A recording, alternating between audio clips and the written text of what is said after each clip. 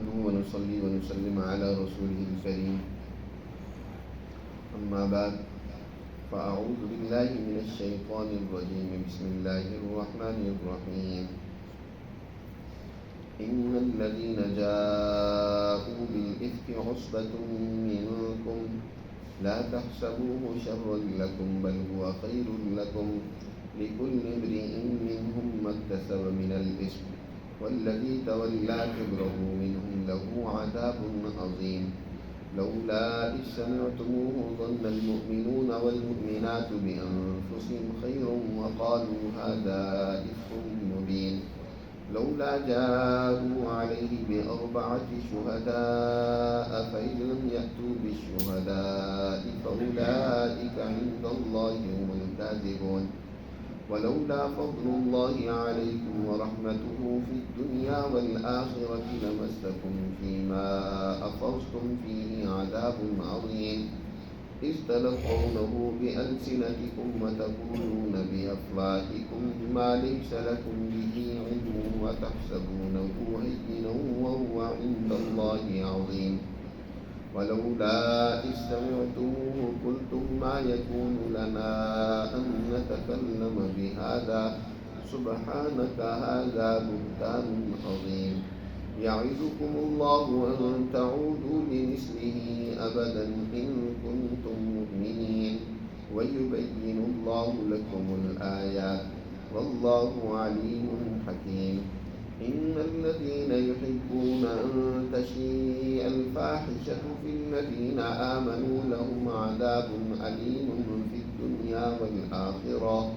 والله يعلم وأنتم لا تعلمون ولولا فضل الله عليكم ورحمته وأن الله رؤوف رحيم صدق اللہ العظیم۔ یہ سورۃ النور کا دوسرا رکوع ہے۔ اس رکوع کی شان نزول کا کچھ پس منظر اس طرح ہے کہ سیدنا حضرت امی عائشہ صدیقہ رضی اللہ تعالی عنہ پر جو منافقین نے الزام تراشی کی، جس کا تذکرہ صحیح احادیث میں کچھ اس طرح ہے۔ خود حضرت عائشہ صدیقہ رضی اللہ تعالی عنہ فرماتی ہے کہ نبی کریم صلی اللہ علیہ وسلم کا معمول یہ تھا کہ آپ جب بھی کسی سفر پر جاتے تھے، چاہے وہ جہاد کا سفر ہوتا یا کوئی اور سفر ہوتا، تو آپ کسی نہ کسی اپنی اہلیہ کو ساتھ لے جاتے تھے، اور آپ کا معمول عام طور پر یہ تھا کہ آپ اپنی تمام ازواج مطہرات کے درمیان قرعہ ڈالا کرتے تھے۔ جس کے نام کا قرعہ نکلتا تو آپ ان کو ساتھ لے جاتے۔ سنہ 6 ہجری میں غزوہ بنی مستلق پر حضور صلی اللہ علیہ وسلم اپنے ایک لشکر کے ساتھ روانہ ہوئے، اور جب حضور نے قرعہ ڈالا تو وہ میرے نام کا نکلا۔ میں نے بھی تیاری شروع کر دی۔ عام طور پر خواتین کی عادت ہوتی ہے کہ جب وہ سفر پر جاتی ہیں تو کچھ نہ کچھ اپنی اچھا لباس، بناؤ سنگھار یا کوئی نہ کوئی ہار وغیرہ اس طرح کا پہن لیتی ہیں۔ تو امی عائشہ فرماتی ہیں کہ میں نے ایک ہار اپنی پڑوسن سے بطور عاریت کے لیا، موتیوں کا بنا ہوا ہار تھا تاکہ گلے میں اس کو پہنوں، اور اس طریقے سے حضور صلی اللہ علیہ وسلم کے ساتھ سفر پر روانہ ہوں۔ غزوہ بنی مستلق سے واپسی پر مدینہ منورہ سے چند میل کے فاصلے پر قافلے نے رات کو پڑاؤ کیا، اور حضور صلی اللہ علیہ وسلم پردے کے احکامات نازل ہو چکے تھے۔ حضور صلی اللہ علیہ وسلم نے کچھ افراد کو معمول کیا ہوا تھا کہ میرا ہودج، یعنی وہ ایک ڈولی نما بنا ہوا ہودج تھا، کہ اس پر معمول تھے کچھ افراد کے جب سفر شروع کرنا ہوتا تھا تو اس ہودج کو جس میں میں بیٹھی ہوتی تھی میرے اونٹ کے اوپر اس کو باندھ دیا جاتا تھا۔ اب رات کے آخری حصے میں جب قافلے نے کوچ کرنا تھا اس سے تھوڑا پہلے میں بھی اٹھی، اور قضائے حاجت کے لیے جیسے باہر لوگ جنگل میں یا باہر چلے جاتے ہیں تو میں نے قضائے حاجت کے لیے ذرا دور نکل گئی۔ قضائے حاجت سے فارغ ہوئی تو مجھے محسوس ہوا کہ جو میرے گلے میں ہار تھا وہ نہیں، میں اس کے ڈھونڈنے میں لگ گئی۔ اتنی دیر میں قافلے نے کوچ کر لیا، اور وہ میرا ہودج، میرا ویسے ہی اس وقت کم عمر بھی تھی، اتنی زیادہ عمر بھی نہیں تھی، جسم بھی بالکل انتہائی سمیل تھا، سماٹ تھا، بہت ہی کمزور جسم رکھتی تھی۔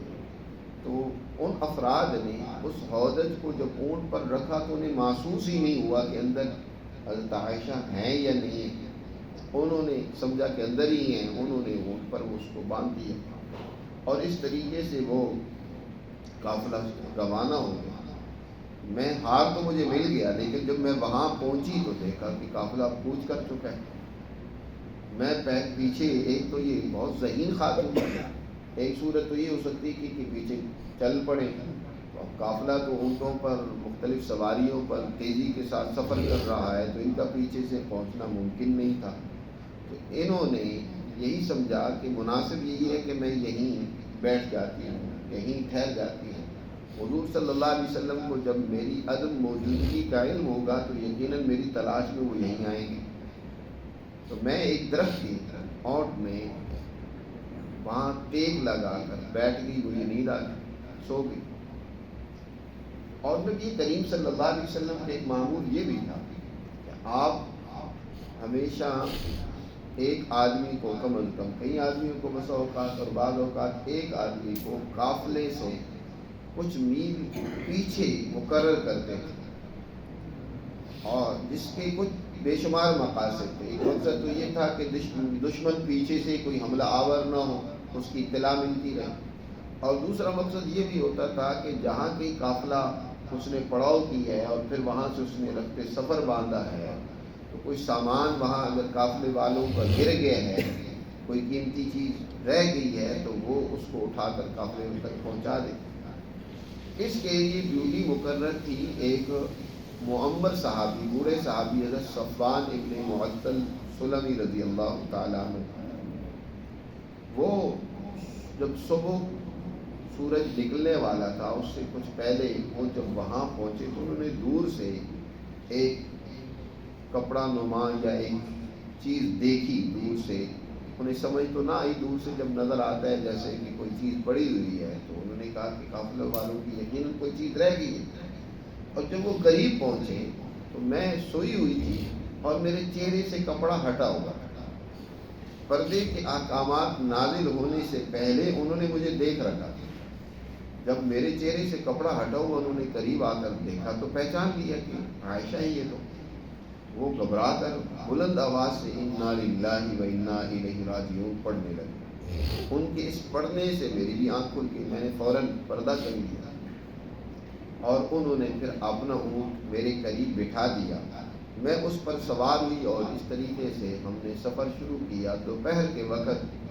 ہم قافلے سے آ ملے۔ قافلے میں منافقین بھی موجود تھے، اور خاص طور پر عبداللہ بن ابی منافق جو تمام منافقین کا سرغنہ تھا۔ عبداللہ بن ابی منافق، اس کو نبی کریم صلی اللہ علیہ وسلم سے ایک خاص قسم کی جیلسی بھی تھی۔ حضور صلی اللہ علیہ وسلم جب مدینہ منورہ میں ہجرت فرما کر تشریف لے آئے تو اس سے پہلے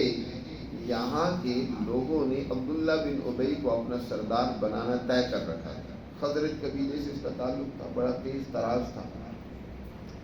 اب اس نے حضور صلی اللہ علیہ وسلم کی آمد کے بعد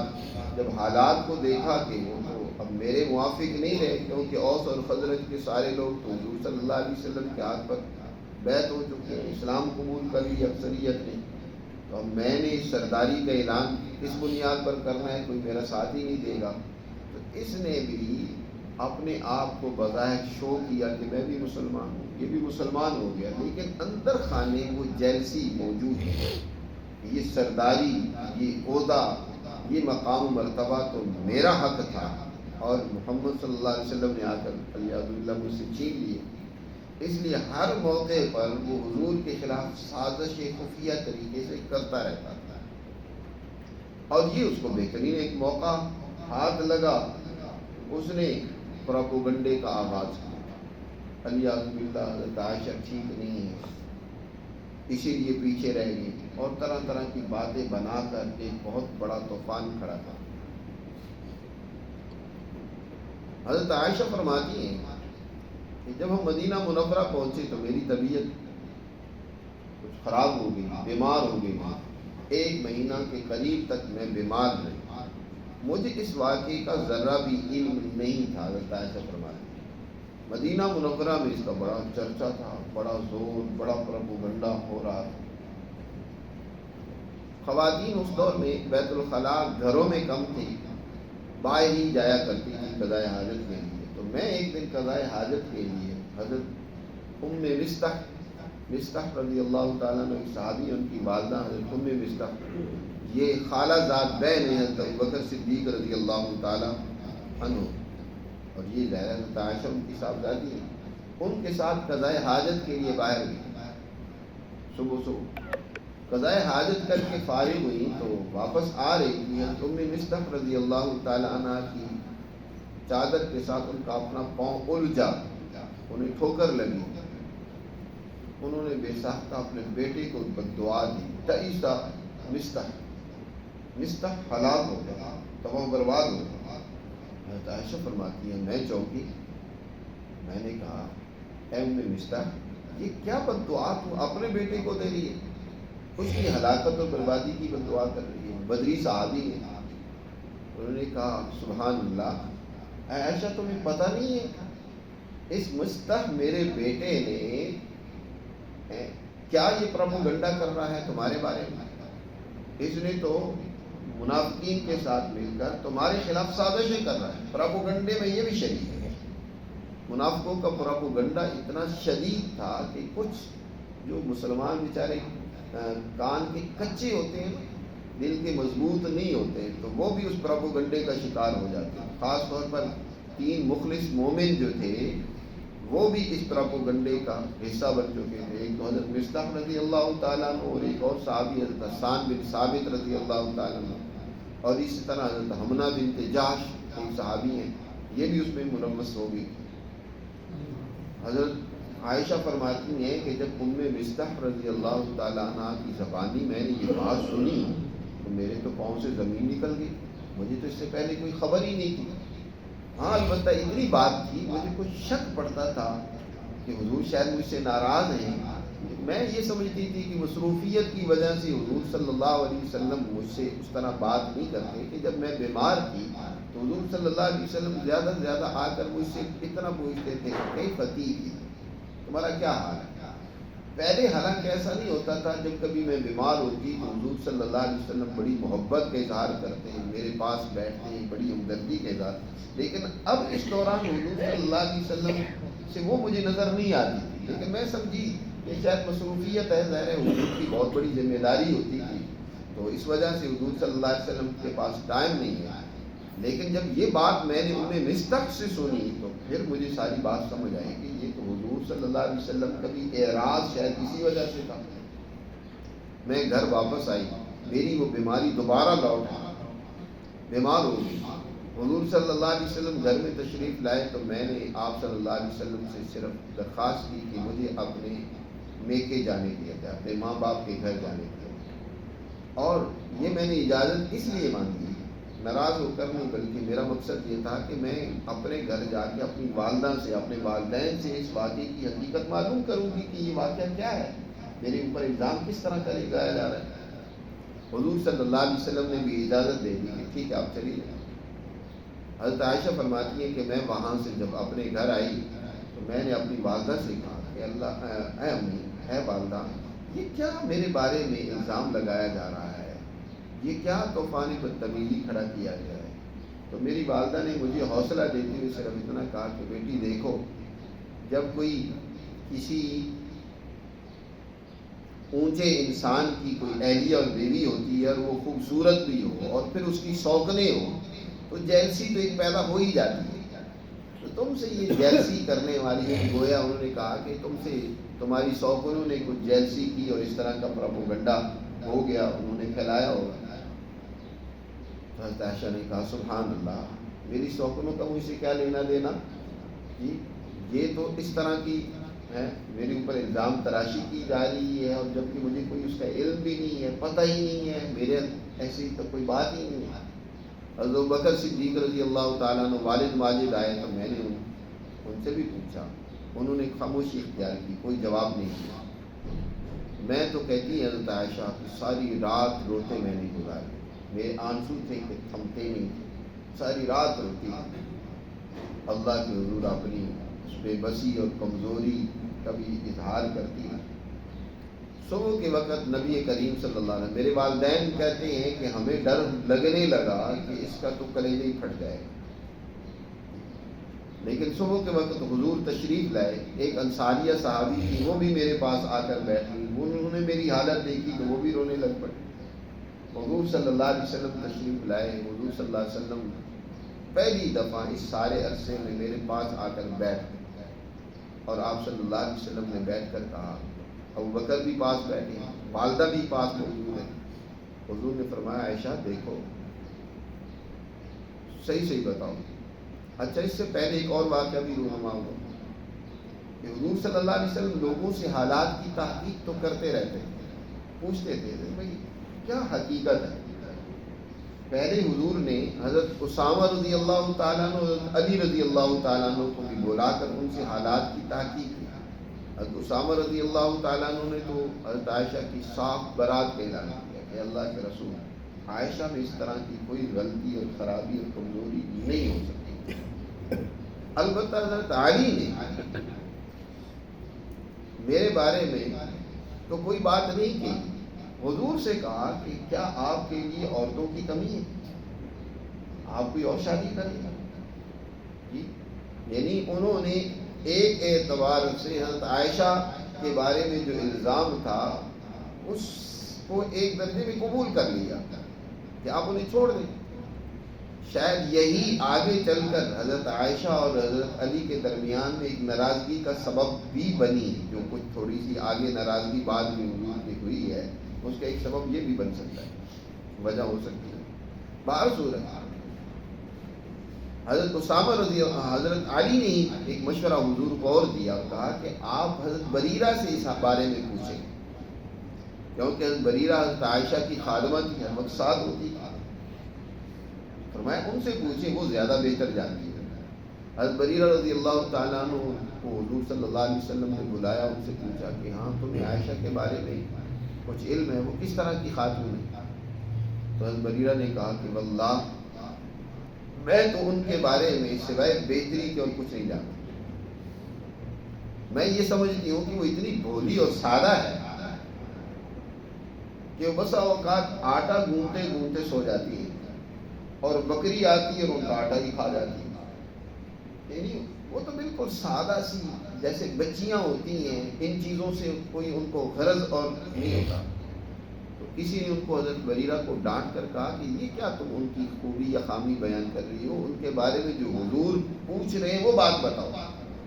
حضرت بریرہ نے کہا واللہ میں ان کے بارے میں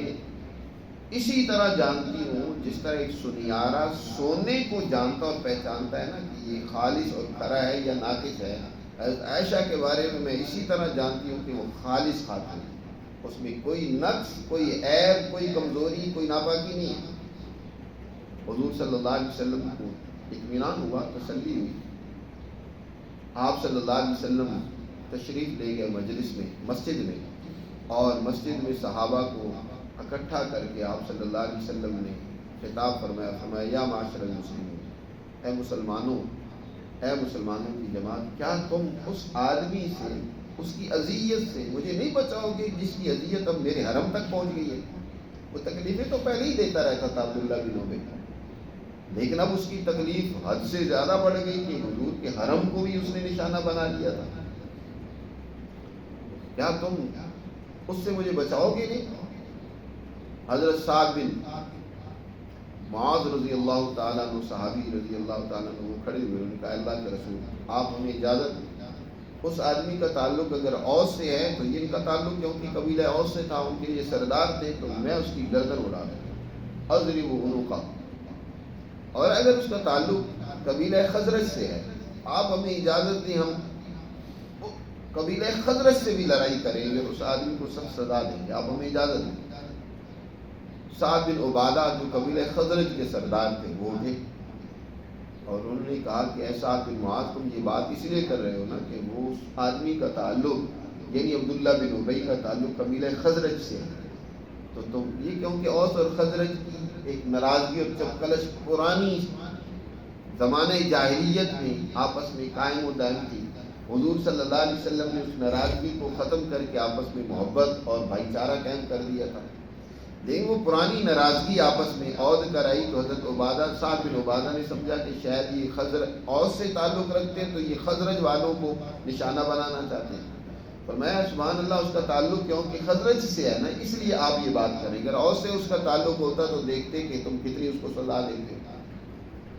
اس طرح سے تھوڑی سی آپس میں مسلمانوں کی تو میں شروع ہو گئی، کچھ اس مجلس میں اس طرح کی باتیں۔ حضور صلی اللہ علیہ وسلم نے ناراضگی کا اظہار کرتے وہاں سے تشریف لے گئے اور اس معاملے کو رفع دفع کیا، اور اس کے بعد حضور صلی اللہ علیہ وسلم حضرت عائشہ سے ملنے کے لیے حضرت ابوبکر کے گھر گئے۔ وہاں حضور صلی اللہ علیہ وسلم حضرت عائشہ کے پاس بیٹھ کر کہا، اے عائشہ دیکھو، اگر تم سے غلطی ہوئی ہے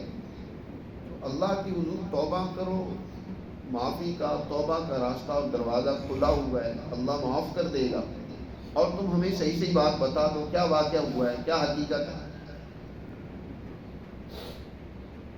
حضرت عائشہ فرماتی ہیں کہ میں نے پہلے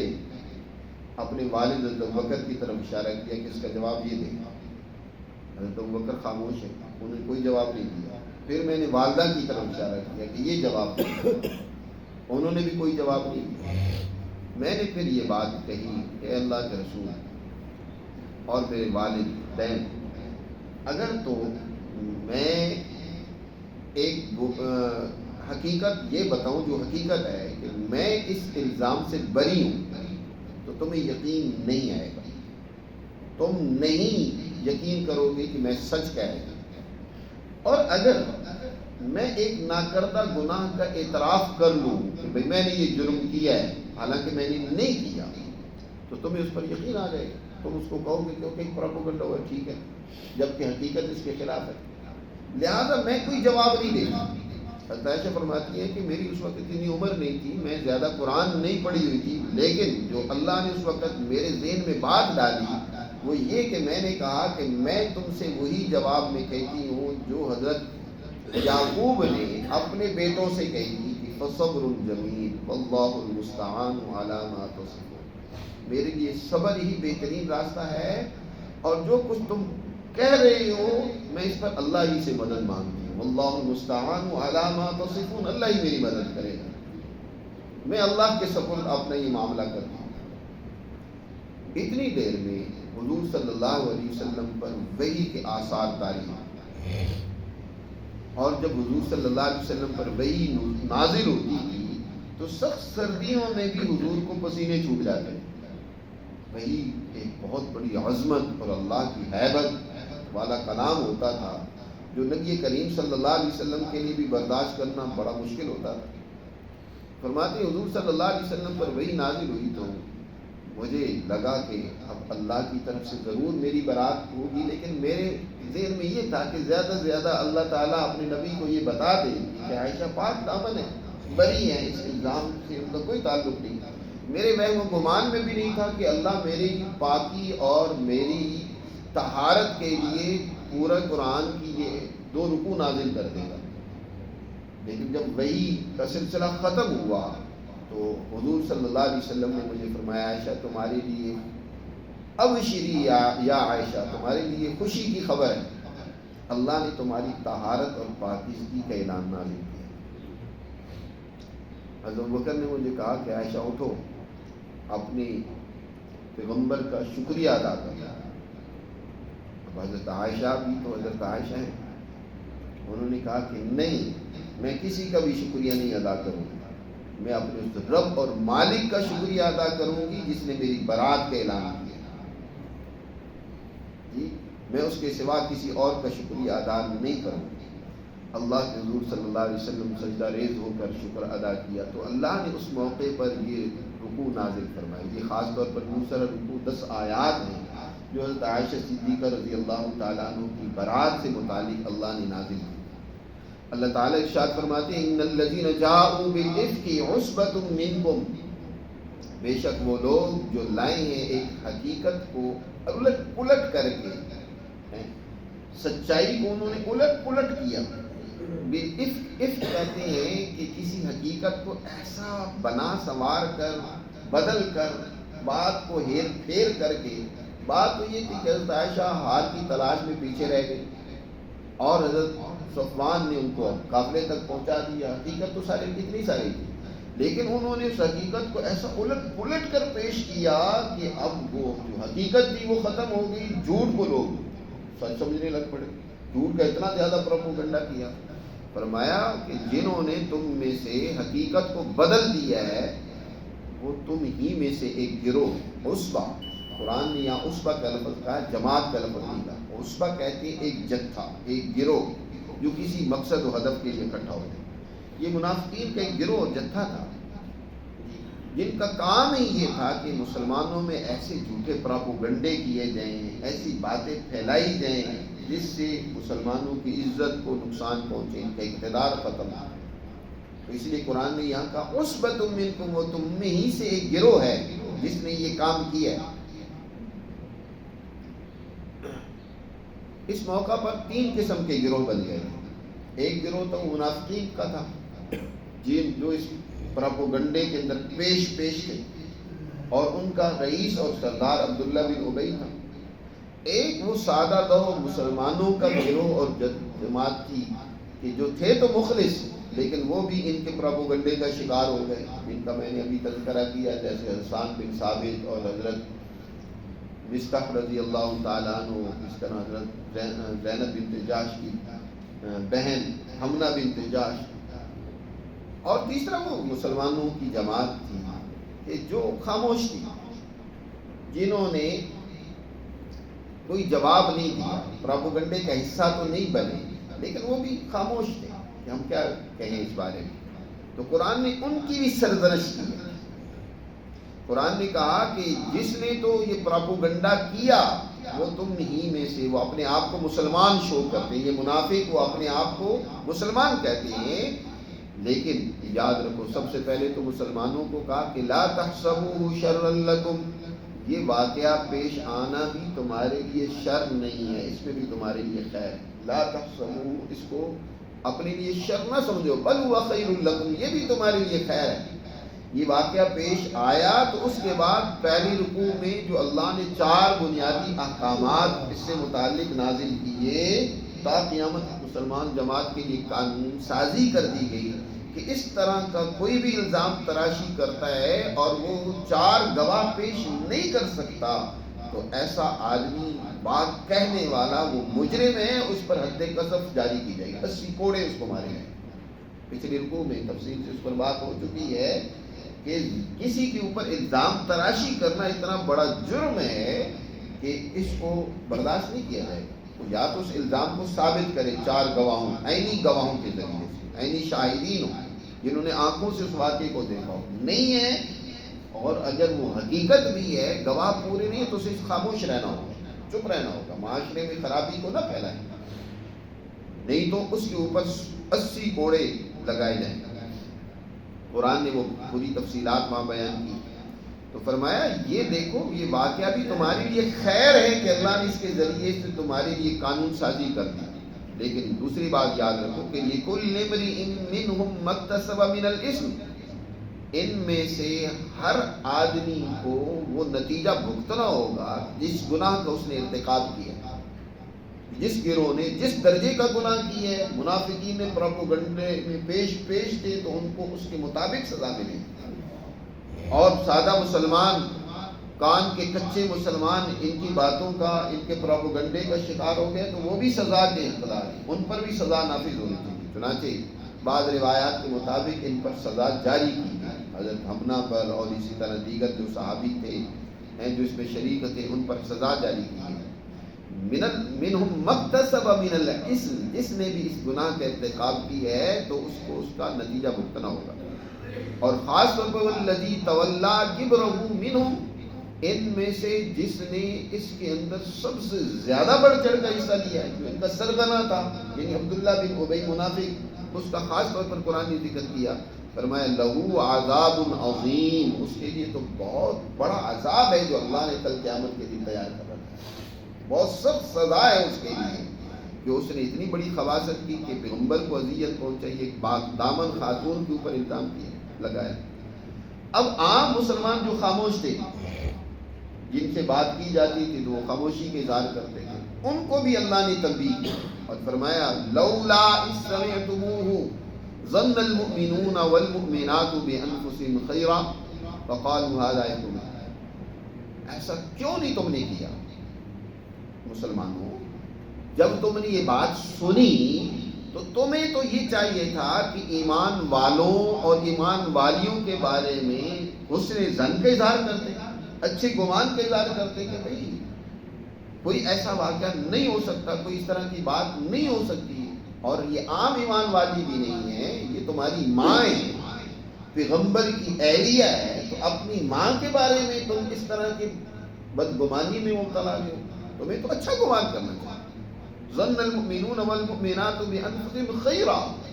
ایک ایمان والا دوسری ایمان والے کے بارے میں حسن ظن ہی رکھتا ہے۔ بد ظنی کے لیے یاد رکھو دلائل چاہیے، حسن ظن کے لیے کسی دلیل کی ضرورت نہیں ہوتی، تو انسان کو اچھا گمان کرنا چاہیے دوسرے کے بارے میں، اللہ یہی بات کرے گا۔ حضرت ایوب انصاری رضی اللہ تعالیٰ عنہ گھر میں تھے، ان کی اہلیہ نے کہا کہ اے ایوب، اس واقعے کے بارے میں تم نے سنا جو حضرت عائشہ کے بارے میں لوگ کر رہے ہیں، باتیں کر رہے ہیں؟ حضرت ایوب انصاری رضی اللہ تعالیٰ عنہ نے اپنی اہلیہ کو ڈانٹ کر کہا خبردار عائشہ کے بارے میں کوئی ایسی بات نہ سوچنا نہ کہنا، وہ اللہ کے پیغمبر کی بیوی، ان کے بارے میں حسن ظن رکھو۔ وہ صحابہ بھی تھے جن کا حسن ظن تھا، لیکن کچھ وہ تھے کہ جو خاموش تھے، جیسے حضرت ایوب کی اہلیہ وہ بات کرنے لگی تو اللہ نے تنبیہ کر دی نا، گویا اس میں آیت نازل کی کہ تمہیں اپنوں کے بارے میں حسن ظن ہی رکھنا چاہیے، اچھا گمان رکھنا چاہیے تھا۔ ظن المؤمنون والمؤمنات، یہ حکم اللہ نے تا قیامت انسانیت کے لیے نازل کیا کہ مسلمان ایک دوسرے کے بارے میں حسن ظن رکھا کرے، بدگمانی نہ کیا کرے۔ آج بے شمار جرائم، خرابیاں،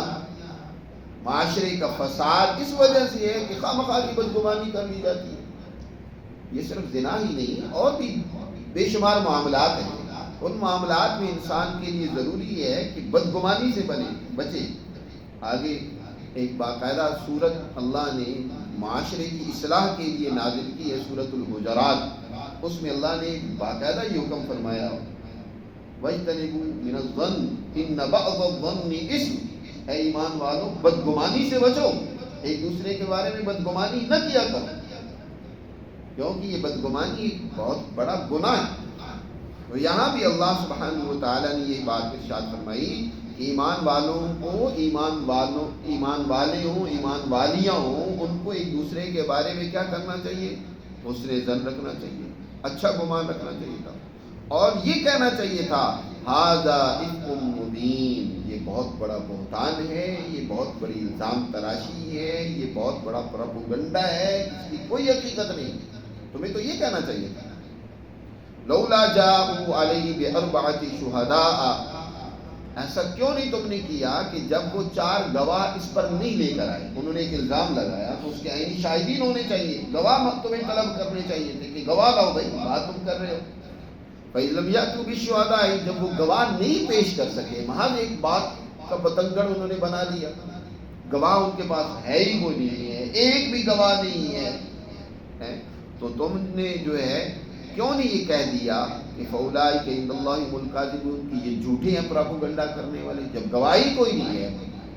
بغیر ایسے بات بنا کے، اور وہ بھی ایک بڑی اونچی شان والی خاتون کے بارے میں تم نے ایسی باتیں بنا کر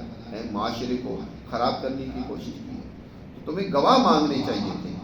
یاد رکھیں جب بھی کسی مسلمان کے سامنے اس طرح کی بات آئے، اس پر لازم ہے کہ وہ گواہ طلب کرے، جو راستہ قرآن نے بیان فرمایا ہے کہ بھائی کوئی گواہ پیش کرو، اور ایک نہیں بلکہ قرآن نے کہا لولا جاءوا علیہ باربعۃ شہداء، 4 گواہ. ایک آدمی بھی گواہی دیتا ہے تو وہی مورد الزام ہے، اس کی بات نہیں مانی جائے گی. 2 3 بھی نہیں بلکہ 4 گواہوں کا ہونا ضروری ہے. لولا جاءوا علیہ باربعۃ شہداء، 4 گواہ کیوں نہیں لے کر آئے؟ جب نہیں گواہ لے کر آئے فإن لم يأتوا بالشهداء فأولئك عند الله هم الكاذبون، تو وہ کہیں اللہ کے ہاں جھوٹے. ولولا فضل الله عليكم ورحمته في الدنيا والآخرة لمسكم فيما أفضتم فيه عذاب عظيم. فرمایا اللہ کا اگر تم پر فضل اور اس کی مہربانی نہ ہوتی کہ دنیا اور آخرت میں،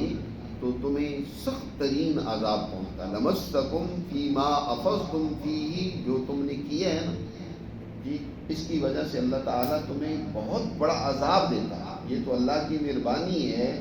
کہ وہ اپنے بندوں کی غلطیوں کے باوجود انہیں معاف کرتا ہے، انہیں مزید سنبھلنے کا موقع دیتا ہے، ان سے درگزر کرتا ہے. یہ اللہ کا فضل اور اس کی عنایت و مہربانی ہے. اگر ایسی بات نہ ہوتی تو تم تو اس کے مستحق ہو چکے تھے کہ اللہ تمہیں سخت ترین عذاب دیتا، دنیا میں بھی اور آخرت میں. دنیا میں تو سزا یہ ہے کہ حد قسم تم پر جاری کی جاتی، 80 کوڑے تمہیں لگائے جاتے، اور آخرت کا یہ عذاب تو پھر جہنم کی صورت میں. اس تلقونہ بألسنتکم، جب تم اپنی زبانوں سے ایک بات ایک دوسرے کو کہہ رہے تھے، پراپوگنڈا کر رہے تھے. وتقولون بأفواہکم، اور اپنے منہ سے ایک بات وہ تم بک رہے تھے یا کہہ رہے تھے، ما لیس لکم بہ علم، جس کا تمہیں کوئی علم ہی نہیں تھا، کوئی بات تھی نہیں، علم نہیں تھا، اور ایسی باتیں پھیلائی جا رہے ہو، زبان سے کہی جا رہے ہو. وتقولون بأفواہکم ما لیس لکم بہ علم وتحسبونہ ہینا، اور تم اس کو بڑا ہلکا سمجھ رہے تھے، جبکہ وَهُوَ عِندَ اللَّهِ عَظِيمٌ، اللہ کے ہاں کی یہ بہت بڑی بات تم کہہ رہے تھے، بہت بڑا الزام لگا رہے تھے. وَلَوْلَا إِذْ سَمِعْتُمُوهُ قُلْتُمْ مَا يَكُونُ لَنَا، ایسا کیوں نہیں ہوا کہ جب تم اس بات کو تم نے سنا تو کہتے کہ ما يَكُونُ لَنَا أَن نَتَكَلَّمَ بِهَذَا، ہم تو اس طرح کی بات قطعاً نہیں کہتے. تمہیں تو چاہیے تھا کہ تم کہتے کہ یہ بات ہم کہنے والے نہیں ہیں، نہ اس پر ہم یقین کرنے والے. سبحانک، تمہیں چاہیے تھا کہ تم کہتے سبحانک، پاک ہے اللہ تو، ھذا بہتان عظیم، یہ بہت بڑا بہتان اور الزام ہے. تمہیں تو یہ کہنا چاہیے تھا. یعظکم اللہ، اب اللہ تمہیں نصیحت کر رہا ہے، ان تعودوا لمثلی ابدا ان کنتم مؤمنین، اگر تم واقعی مومن ہو تو آئندہ اس طرح کی بات کبھی نہ دہرانا، اس طرح کی حرکت آئندہ نہیں ہونی چاہیے. ایک دفعہ غلطی ہوتی ہے. پہلے میں نے بتایا تھا کہ صحابہ کرام رضوان اللہ تعالی علیہم اجمعین کی شخصیات بڑی اونچی ہیں، ان کا مقام بڑا بلند ہے. بعض لوگ اس حقیقت کو سمجھتے نہیں ہیں اور وہ صحابہ پر الزام تراشنے شروع کر دیتے، تبرے شروع کر دیتے. مولانا ابو الاعلی مودودی صاحب کو بھی یہ بات سمجھ نہیں آئی، انہوں نے بھی اس طرح کی بڑی غلطیاں کی ہیں، صحابہ کے بارے میں موشگافیاں کی ہیں، اور اس طرح بہت سارے لوگ. کیونکہ یاد رکھو، انسانیت کے لیے اللہ نے قیامت تک کے لیے قانون سازی کرنی تھی، قانون بنانا تھا. اب قانون صرف بیان کر دیا جائے، اس کی کوئی مثال نہ ہو تو پھر ظاہر ہے اس قانون کی صحیح فہم نہیں ہوتی، اچھی طرح وہ قانون سمجھ نہیں آتا. تو اللہ سبحانہ و تعالیٰ نے جہاں کہیں پیغمبر سے غلطی کروانا ممکن تھا، ان کی شان کے خلاف نہیں تھا، ان کی شان کے خلاف نہیں تھا، تو وہاں تو پیغمبر سے غلطی کروا کر ایک مثال قائم کر دی. میں نے مثال دی تھی جیسے کہ نماز میں آپ بھول گئے، آپ کو بھلوایا گیا، اور آپ صلی اللہ علیہ وسلم نے عملاً بتا دیا کہ ایک بندہ نماز میں بھول جائے تو کیا کرنا چاہیے، اس کو سجدہ صاف کرنا چاہیے، کس طریقے سے کرنا چاہیے. تو آپ سے غلطی کروائی گی. لیکن جو ایسے کام تھے جو آپ کی شان نہیں تھے، وہ آپ سے تو نہیں کروائے گئے، لیکن آپ کی جماعت اور صحابہ سے کروائے گئے، تاکہ انسانیت کے لیے وہ ایک قانون سازی میں ایک مثال بن جائے. تو گویا صحابہ وہ شخصیات ہیں کہ ان کے وجود کو اللہ نے استعمال کیا. جیسے بعض مخلص صحابہ اس موقع پر وہ پروپیگنڈے کا حصہ بن گئے، تو وہ گویا مثال بن گئے کہ کسی مسلمان کو کسی پروپیگنڈے کا حصہ نہیں بننا چاہیے. ان پر سزا بھی جاری ہوئی، ایک مثال بن گئی، سامنے آ گئی. تو ان کے ذریعے سے، اس لیے اللہ نے فرمایا اس واقعے کو اپنے لیے شر نہ سمجھو، یہ بھی تمہارے لیے بہتری کا ذریعہ ہے کہ اللہ نے اس کے ذریعے سے تمہارے لیے کیا ہے، قانون سازی کر دی، بہت سارے احکامات تمہیں دے دیے. اور یہی بات یہاں دوبارہ دہرائی جا رہی ہے کہ اب قیامت تک کے لیے اگر تم امام والے ہو تو یہ بات دوبارہ اب نہیں ہونی چاہیے. ایک دفعہ تو چلو ہو گئی مثال قائم کرنے کے لیے، لیکن آئندہ اس طرح کی حرکت مت کرنا. یعظکم اللہ ان تعودوا لمثلہ ابدا ان کنتم مؤمنین. اور پھر ایک اور بات جو اصل میں یہاں بیان کرنا چاہتے ہیں اللہ سبحانہ و تعالی، کہ جو جب جنگ کا موقع ہوتا ہے نا، خاص طور پر جنگ کے موقع پر روایات اور تاریخ کو صحیح طریقے سے عام طور پر محفوظ کرنا مشکل ہوتا ہے. عام حالات نارمل ہو تو حقائق سامنے ہوتے ہیں، لیکن جب جنگ ہو رہی ہوتی ہے تو بہت سارے پروپیگنڈے، خاص طور پر دشمن کی طرف سے بھی پروپیگنڈا ہوتا ہے، اور لوگ اس وقت تحقیق تو نہیں کر سکتے کیونکہ جنگ کی حالت ہے، بہت مطلب ہے ہنگامی حالت ہوتی ہے، دشمن کا مقابلہ ہو رہا ہوتا ہے. تو ایسے موقع پہ خاص طور پر مسلمان جماعت کو ہدایات دی جا رہی ہے کہ کسی قسم کے پروپیگنڈے پر کان نہیں دھرنا، وگرنہ تمہاری ناکامی وہ تمہارا مقدر بن جائے گا. آج بھی مسلمانوں نے جہاں کہیں دشمن کے پروپیگنڈوں پر کان دھرے ہیں اس کا نقصان اور خمیازہ بھگتنا پڑا ہے. عراق میں پروپیگنڈا کیا گیا جی بڑے مہلک کیمیاوی ہتھیار موجود ہیں، اور مسلمانوں نے بھی اس کو تسلیم کر لیا. نتیجہ کیا نکلا کہ عراق کا پورا پورا کر دیا گیا، لیبیا کو تباہ برباد کر دیا گیا. افغانستان کے بارے میں اسی طرح دنیا بھر میں جھوٹے پروپیگنڈے دشمن پھیلا کر، جس کا آگے خود قرآن نے مزید بڑی تاکید کے ساتھ ذکر کیا ہے کہ یہ جو پروپیگنڈے کیے جاتے ہیں یہ در حقیقت بڑی بہائی اور خرابی کی بات ہے، اس سے بچنا چاہیے. تو اس کو بھی قرآن نے یہاں بیان فرمایا. وَيُبَيِّنُ اللَّهُ لَكُمُ الْآيَاتِ، اللہ تمہارے لیے اپنی آیات کھول کر بیان کرتا ہے. وَاللَّهُ عَلِيمٌ حَكِيمٌ. إِنَّ الَّذِينَ يُحِبُّونَ أَن تَشِيَّعَ الْفَاحِشَةُ فِي الَّذِينَ آمَنُوا، بے شک جو لوگ بے حیائی کی باتوں کو ایمان والوں میں پھیلانا پسند کرتے ہیں، یعنی ان کو پھیلاتے ہیں، پروپیگنڈا کرتے ہیں. تشیع الفاحشۃ فی الذین آمنوا. اب یہ پروپیگنڈا یا بے حیائی اور برائی کی باتوں کو پھیلانا مختلف طریقے سے ہو سکتا ہے. جیسے آج ہمارے معاشرے میں فلمیں بنا کر پھیلائی جا رہی ہے بے حیائی، اور اسی طرح مختلف تصویریں ان کے ذریعے سے، یا اپنی اسی طرح پروڈکٹ بیچنے کے لیے جو ہے اشتہارات ایسے لگائے جاتے ہیں کہ لوگوں کی کشش اور ساتھ ساتھ بے حیائی وہ پھیل رہی ہوتی ہے. بہت سارے لوگ سوشل میڈیا میں بس وہ ایک بات پہ بات پھیلا دیتے ہیں، کوئی تحقیق نہیں ہوتی. بہت ساری ایسی گھڑنتو حدیثیں لوگوں نے گھڑ گھڑ کر حضور کی طرف منسوب کر کے حدیث کا نام دے کر اس کو بھی پھیلایا جا رہا ہوتا ہے. یاد رکھو بغیر تحقیق کی کوئی آگے بات نقل نہیں کرنی چاہیے جب تک اس کی تحقیق اور حقیقت معلوم نہ ہو کہ اس بات کے پیچھے سچائی کیا ہے. حدیث کا بھی پتہ ہو کہ واقعی یہ حدیث ہے، وگرنہ بہت ساری گھڑنتو باتیں لوگوں نے حضور کا نام لے کر معاشرے میں پھیلا رکھی اور ان کو حدیث کا نام دے رکھے، حالانکہ وہ حدیث نہیں ہے. حضور صلی اللہ علیہ وسلم نے خود فرمایا کہ اس آدمی کے لیے اپنا ٹھکانہ جہنم میں بنا لینا چاہیے جو میری بات جو ہے نہیں ہے، میں نے کہی نہیں اور میری طرف منسوب کر کے اس لوگوں کو سنائی جا رہا ہے. یہ حضور کا ارشاد ہے، حضور کی بات.